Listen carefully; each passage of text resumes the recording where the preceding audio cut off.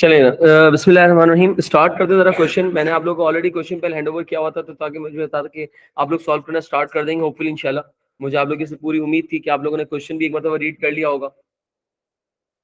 Question देने का objective तो यही था मेरा, लेकिन आप लोग इससे हवा दे रहे थे, वो अलग कहानी थी। खैर, चलिए आए जरा क्वेश्चन देखते हैं जरा। जो क्वेश्चन आपके पास हैंडआउट में भी है, स्क्रीन पे भी आ रहा होगा, क्योंकि डेफिनेटली हम यहाँ पे जो प्रैक्टिस कर रहे हैं डायरेक्टली प्रैक्टिस प्लेटफॉर्म पे कर रहे हैं, तो थोड़ा सा विजिबिलिटी के अंदर थोड़ा सा इशू होता है, इसलिए मैंने ऑलरेडी आपको हैंडआउट डिलीवर किया हुआ है कि आप उस क्वेश्चन को देख सकें, रीड कर सकें properly.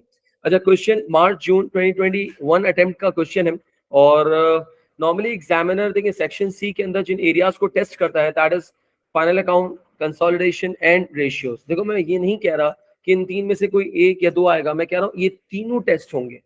So you have to be mentally prepared for this one कि ये तीनों क्वेश्चंस आपके पास टेस्ट होंगे फाइनल, यानी कि सेक्शन सी के अंदर। तो चॉइस नहीं है आपके पास, यानी कि तीनों क्वेश्चंस को एग्जामिनर टेस्ट करता है। कैसे करता है? एट टाइम्स वो कंसोलिडेशन और रेशियोज का क्वेश्चन टेस्ट करता है, जैसे कि हमने प्रीवियस क्लास के अंदर या प्रीवियस हमने वेबिनार के अंदर भी देखा कि उसके अंदर कंसोलिडेशन का एरिया था अलोंग विद दी, उसके अंदर रेशियोज को टेस्ट किया। आज हम यहाँ पे एक और क्वेश्चन करने जा रहे हैं, इसके अंदर बेसिकली वो फाइनल अकाउंट और रेशियोज को मर्ज करके दे रहा है। अच्छा देखिए, फाइनल अकाउंट और रेशियोज को जो मर्ज करता है ना, तो बेसिकली ये स्टेटमेंट बहुत इनकरेक्ट है कि उसने फाइनल अकाउंट और रेशियोज को मर्ज कर दिया। फाइनल अकाउंट को मर्ज नहीं करता, वो एक फाइनेंशियल स्टेटमेंट आपको देता है, और उस फाइनेंशियल स्टेटमेंट के अंदर कुछ एडजस्टमेंट्स आपसे रिक्वायर्ड होती है।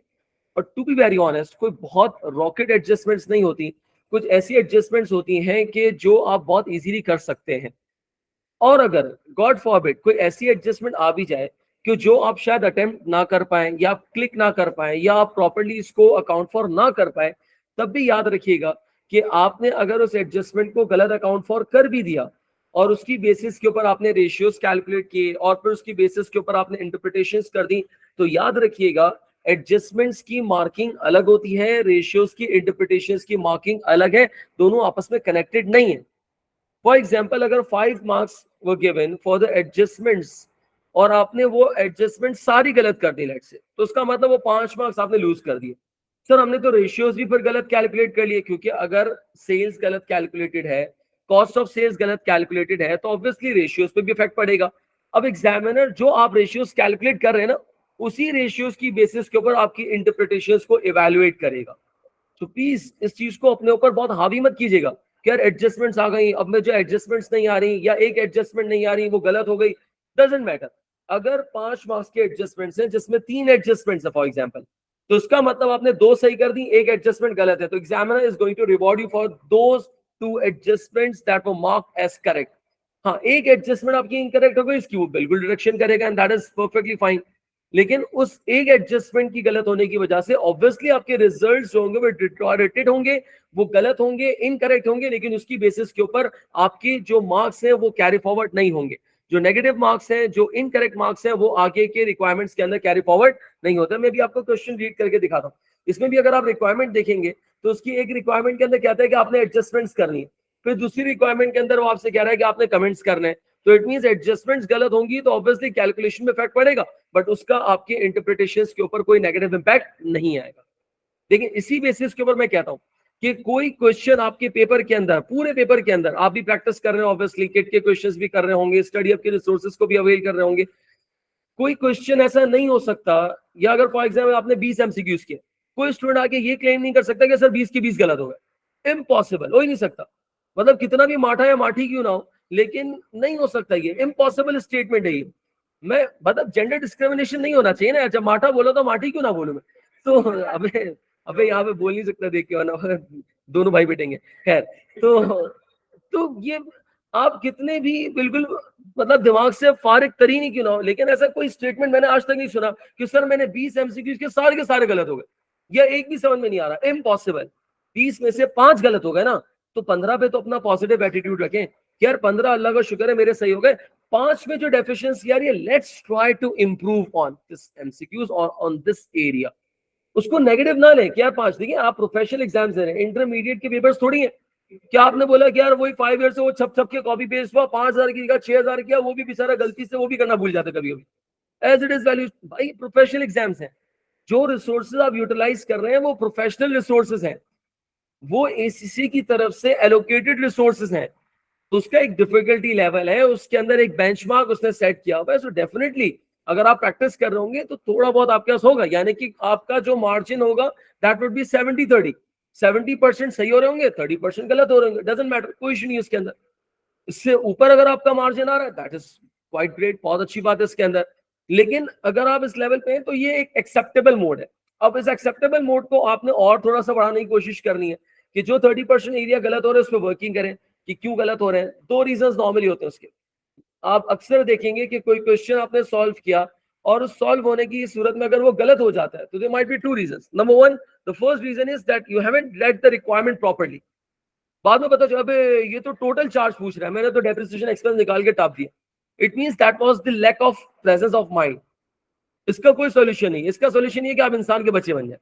इसका लर्निंग आउटकम सिर्फ ये कि आप क्वेश्चन की रिक्वायरमेंट को ध्यान से पढ़ें कि एग्जामिनर पूछ क्या रहा है, और मेजॉरिटी ऑफ द टाइम्स यही आपको रीजन मिलेगा। Second most possible reason is कि आपका वो एरिया वीक है। अब जैसे मुझे किसी स्टूडेंट ने पूछा, पता नहीं ऑनलाइन की शायद स्टूडेंट थी, अब लीज पेमेंट का क्वेश्चन था। अब उसके अंदर उसने फर्स्ट रेंटल एडवांस में पे किया, बाकी के रेंटल्स एरियर्स में थे। अब उसने ये कहा कि सर अब ये समझ में नहीं आ रहा हो कैसे रहा है, यानी कि अब वो कॉन्सेप्चुअल क्वेश्चन मार्क आ रहा है। अब उसमें उसकी गलती नहीं है, क्वेश्चन की रिक्वायरमेंट समझ में आ रही सब है, लेकिन उसको समझ में नहीं आ रहा कि फर्स्ट रेंटल एडवांस में बाकी के एरियाज में कैसे होगा। तो ठीक है, इट्स माय एरिया, अब वो आप मेरे पास लेकर आए, अब वो आप मुझसे डिस्कस करें, वो मैं आपको इंशाल्लाह गाइड करूंगा कि किस तरीके से करना है। तो वो मैं आपको उसके अंदर आपको हेल्प आउट कर सकता हूँ उसके अंदर। तो ये दो में से कोई तीसरा रीजन हो ही नहीं सकता भाई। आंसर गलत हो रहा है तो दो में से कोई एक ही रीजन होगा, या तो आपने रिक्वायरमेंट सही रीड नहीं की, या वो आपको आता ही नहीं है एरिया, या वो टेक्निकल ग्राउंड पे आप उस पोजीशन या उस एरिया के अंदर वीक है।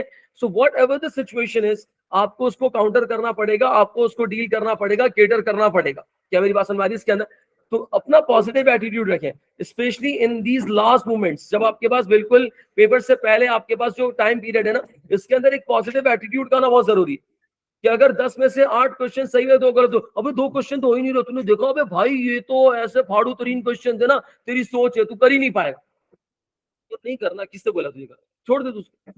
लेकिन नेगेटिव एटीट्यूड इस वक्त नहीं चाहिए, आपने बहुत पॉजिटिवली चीजों को अकाउंट फॉर करना है। अभी मैं क्वेश्चन आपके सामने रीड करूंगा। नॉर्मली इस क्वेश्चन के बारे में कहते हैं कि सर इसमें फाइनल अकाउंट की एडजस्टमेंट भी और रेशियोज भी, कुछ नहीं है आपके सामने। और इंशाल्लाह ये क्वेश्चन 60 to 70% आप सॉल्व करेंगे, मैं सिर्फ यहाँ पे टाइप करूंगा, आप मुझे बताएंगे इसके अंदर कि इस क्वेश्चन को कैसे अकाउंट फॉर करना है, क्योंकि अल्टीमेटली पेपर तो आपने देना है, मैंने तो देना नहीं पेपर कि मैं पूरा सॉल्व करूँ। तो क्वेश्चन रीड करते हैं, आप खुद इस चीज को ऑब्जर्व करेंगे, मैं ये क्वेश्चन घर से बना के नहीं लेकर आया, ये आपके पास पेपर का क्वेश्चन है। अगर टाइम मिला एट द एंड तो मैं इंशाल्लाह एक और पास पेपर का क्वेश्चन आपके साथ डिस्कस करूंगा। आप देखेंगे कि क्वेश्चन का डाटा एक मरतबा पॉजिटिव माइंड और एटीट्यूड के साथ रीड करें, 70 to 80% एरिया ऐसा होगा जो आप बहुत इजीली कैटर कर सकते हैं। हाँ, हार्डली 20% एरिया शायद ऐसा हो, या 30% लगा लें ऐसा हो जो शायद थोड़ा सा स्ट्रगल करें, जिसमें आप लेट इट बी, आप इसकी वजह से अपने 70% क्वेश्चन को स्पॉइल ना करें, इट्स अ रिक्वेस्ट। पेपर के अंदर भी ऐसा ही होगा। आप जब एमसीक्यूज अटेम्प्ट करने जाएंगे, सेक्शन ए के अंदर एग्जामिनर कहता है बेटा ये क्वेश्चन करके दिखा, दूसरा क्वेश्चन है बेटा ये करके दिखा, शाबाश, तीसरा क्वेश्चन बेटा करके दिखा दे, हिम्मत है तो। आपने अपना एटीट्यूड और स्वैग ही डिफरेंट रखना है, शाबाश नहीं कर रहा, निकल यार। आपको चैलेंज कर रहा, बोला मैं करके दिखाऊंगा, अबे नहीं भाई मत कर चैलेंज उसको, वो अपना स्वैग है ना भाई, नहीं करना, शाबाश तू करना कर ले। मुझे एक बात बता यार, 4 एमसीक्यूज में कितने मार्क्स गए तेरे? 92 मार्क्स तेरे पास है। तू 15 एमसीक्यूज लगा ले, कितने मार्क्स गए? लगा ना, अभी भी कितने मार्क्स है? अबे 30 में, अबे बेवड़े क्या सुन रहे हैं, 70 में अभी भी 70 मार्क्स तेरे पास मौजूद है। भाई तू सोच तो सही, हम करते क्या, 4 एमसीक्यूज नहीं यार, उसके बाद सूरह फातिहा, 3 कुल, आयतल कुर्सी, सब कुछ पढ़ के फूंक दिया। भाई एसीसी वाला बोल रहा है क्या हो रहा है, ये इन्विजिलेटर है परेशान है लिटरली। मतलब स्टूडेंट्स का फीडबैक आता है कि मेरे बराबर में एक स्टूडेंट बैठी हुई थी, उसने तो पता नहीं क्या पूरा कुरान पाक तिलावत कर दिया उन्होंने, वो क्वेश्चन आई नहीं थे उसके अंदर, वो उसी तिलावत में लगी हुई। अच्छी बात है माशाल्लाह, अच्छी बात है, ये आप करें, लेकिन before the start of the paper और after the end of the paper. लेकिन ड्यूरिंग द पेपर दिल के अंदर आप करते हैं ना इस्तगफार, लेकिन ड्यूरिंग द पेपर आप अपने लिए और दूसरों के लिए डिस्ट्रैक्शन क्रिएट ना करेगा। ऐसा ना हो कि उसकी बदवा लग जाए, पता चला पढ़े जा रहे हैं फूके जा रहे हैं, वो बदवा अल्लाह गलत करे तुझे। तो प्लीज अपने आप को पॉजिटिव रखें, पेपर में भी अगर कोई 2 4 6 8 देखिए, ये मैं आपको फिर कह रहा हूं, मैं बहुत गारंटी के साथ आपको कहता हूं, I can bet on this one. आप इंशाल्लाह अभी इस वीक के अंदर या कमिंग वीक के अंदर अपने एसीसी प्रैक्टिस प्लेटफॉर्म के ऊपर 4 रिसोर्सेज इस वक्त आपके पास अपलोड हुए हैं। नंबर 1 एक मॉक एग्जाम है, प्री जून मॉक एग्जाम। नंबर 2 स्पेसिमेन और 2 प्रैक्टिस एग्जाम है। टोटल 4 ऑफिशियल रिसोर्सेज आपके प्रैक्टिस प्लेटफॉर्म पे इस वक्त अपलोडेड है। मेक श्योर करेगा आपने चारों अटेम्प्ट कर रहे हैं, और आप ये चारों जब अटेम्प्ट करेंगे ना, तो उस पर आपको मैं गारंटी के साथ, मैं शर्तिया कह सकता हूं, 50% हिडन मार्क्स उसके अंदर मौजूद होंगे। और ये एग्जामिनर का हमेशा से ट्रेंड रहा है कि वो हमेशा 50% मोस्ट इजीएस्ट मार्क्स पेपर के अंदर छुपा के रखता है।